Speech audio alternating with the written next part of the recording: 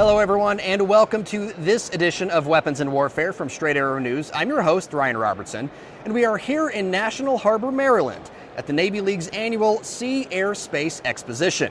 Over the next few weeks, we are going to bring you some of the most amazing stories that come out of this event. From new tech to the next generation of sailors, Marines, and Coast Guardsmen, we've got it covered. And with that, let's go ahead and get into our headlines.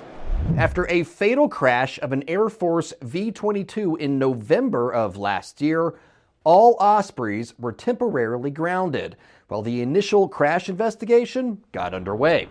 In early March of this year, more than 400 Ospreys and their flight crews were allowed to resume flight training and operations.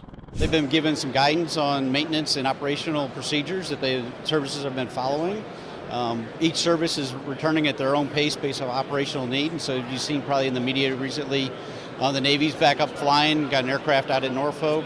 Marine Corps has been back active in supporting the Muse and getting ready for upcoming deployments. So far it's been going well. They're getting their legs back underneath them and getting back up in the air. Officials involved in the crash investigation identified a part failure as the cause of the crash, but they have yet to say what that part failure is. Although investigators did indicate the issue is unrelated to any previous crash.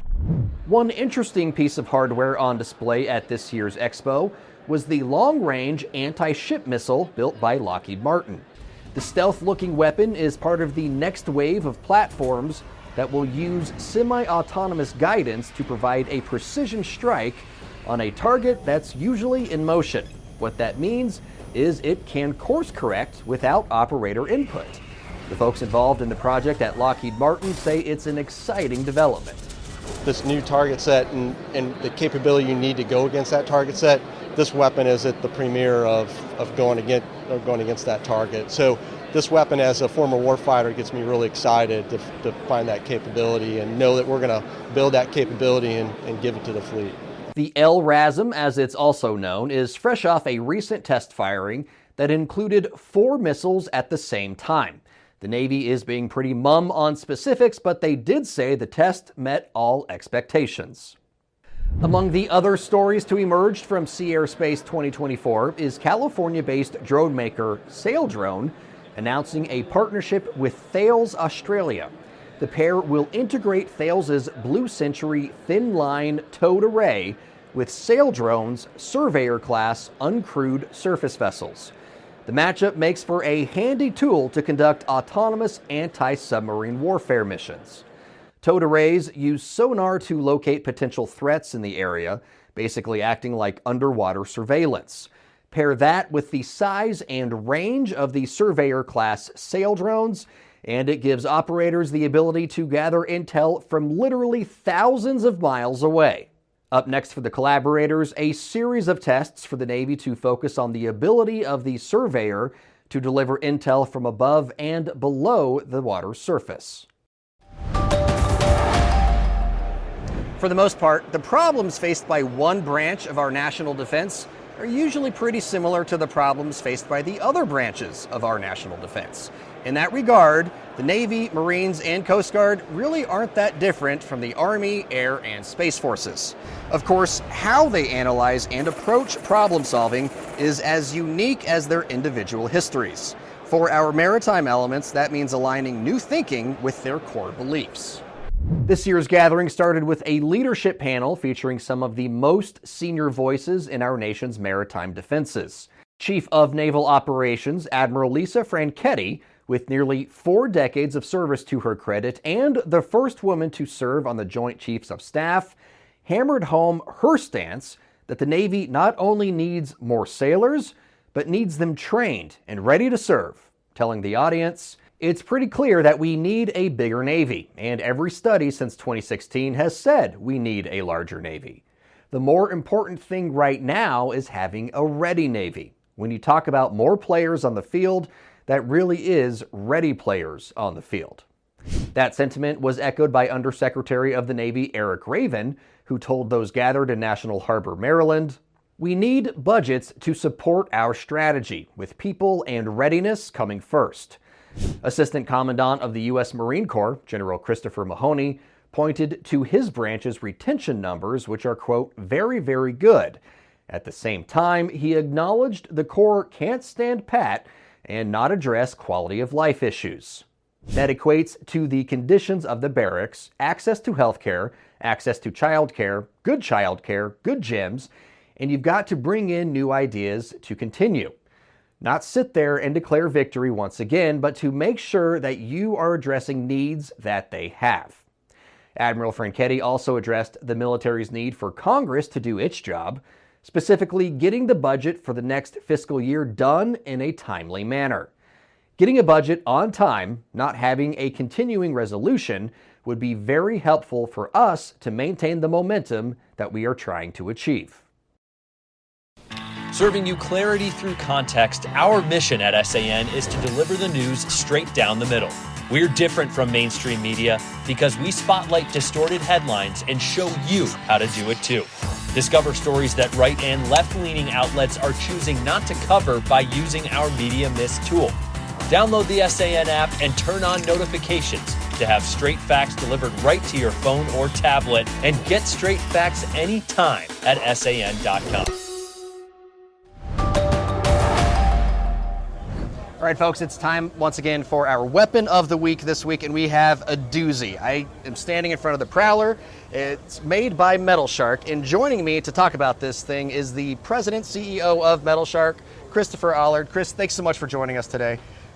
The Prowler, tell me about this thing. Yeah, it's a pretty cool product. So we, last 5 or 6 years, we've been working on autonomous vessels, different Coast Guard, Navy, Marine Corps. Learned a lot and wanted to take an opportunity to develop something that really wasn't targeted at a specific set of requirements. That was, we could tailor it to what we thought some of the options could be done.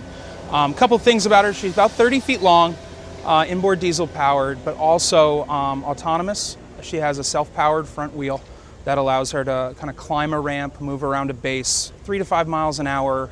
Not long range, just getting in and out of the water on its own. And then the front wheel retracts and the rear wheels are over-the-road highway rated. It is its own trailer. We learned a lot in the USV space about how hard it is sometimes in a USV mission when it starts at location A, moves to location B, and it didn't bring its own trailer, it didn't bring its own support system. So working to try and get it to be self-sufficient in those kind of applications. It's also semi-submersible. Okay. It wasn't in the original design brief, but one of my engineers and I were looking at it, and we really realized that it wasn't that hard. And effectively, the boat's a boat in a boat, if you will. There's a box in the middle. The box is watertight, carries the engine, the fuel, the autonomy systems, all the things that it takes to operate. And then the outer part of the boat is basically tanks, free to flood.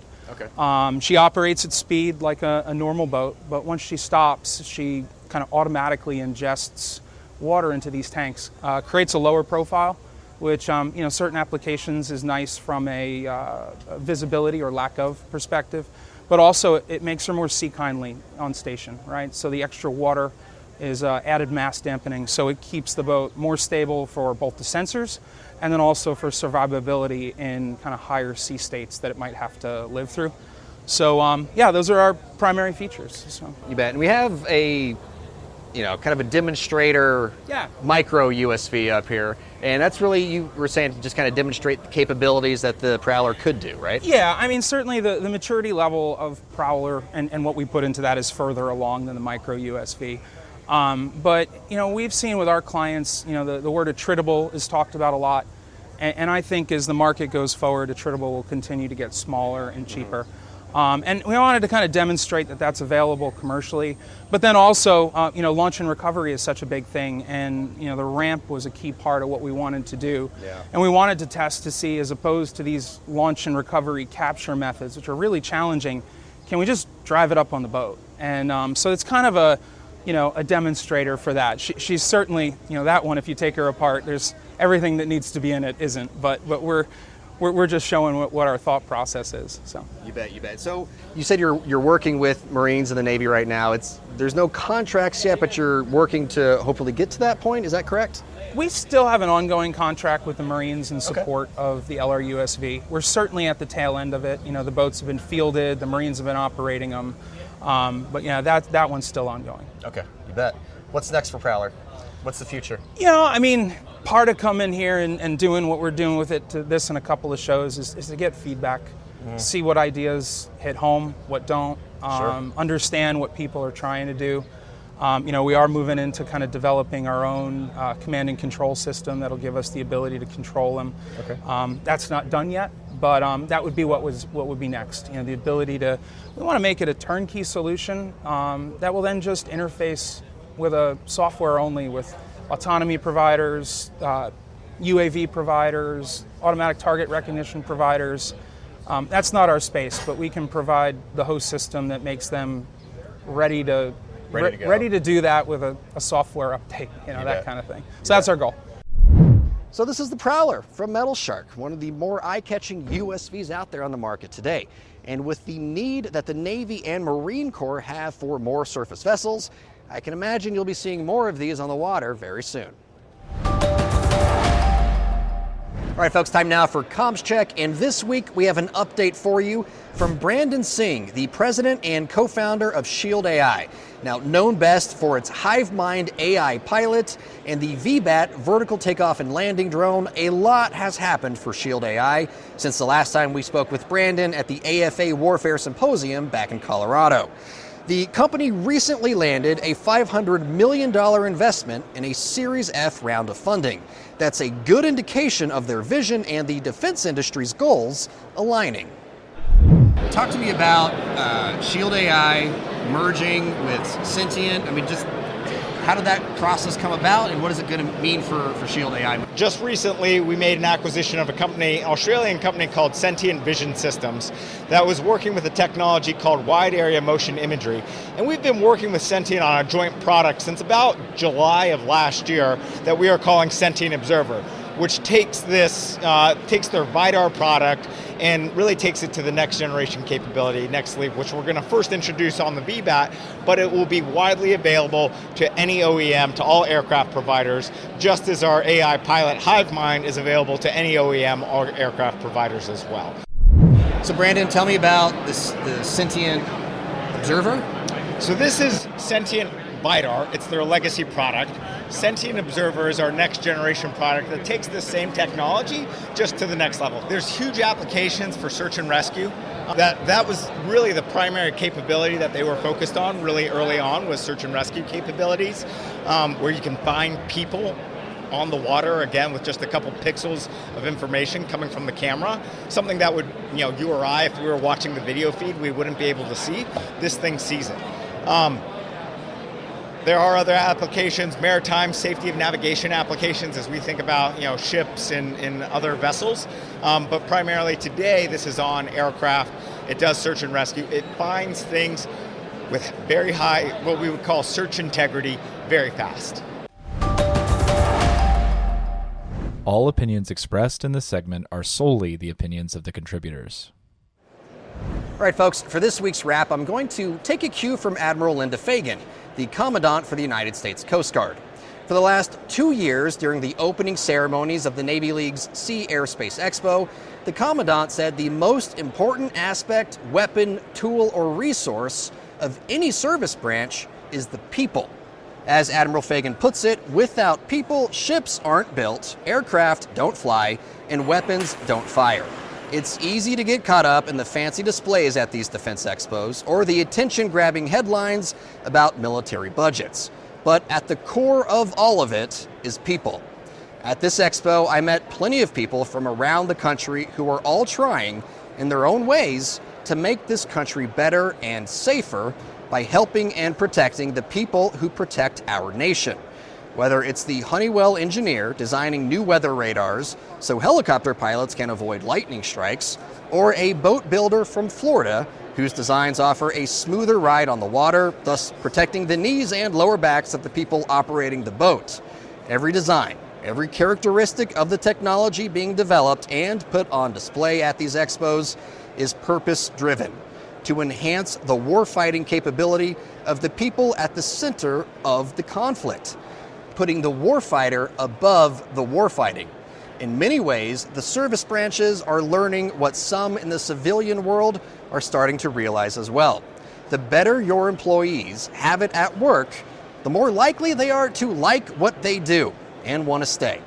It seems like a fairly simple concept, but not one often carried out effectively. If our nation's sea service branches and the others that make up our military can continue to embrace the concept of war fighter over war fighting, perhaps many of the issues plaguing our armed services and our armed service members would be that much easier to deal with. And maybe, just maybe, some of those problems might cease to exist altogether. But that's going to do it for us from here at National Harbor. For senior producer Brett Baker, video editor Brian Spencer, and graphics designer Dakota Patillo, I'm Ryan Robertson with Straight Arrow News, signing off.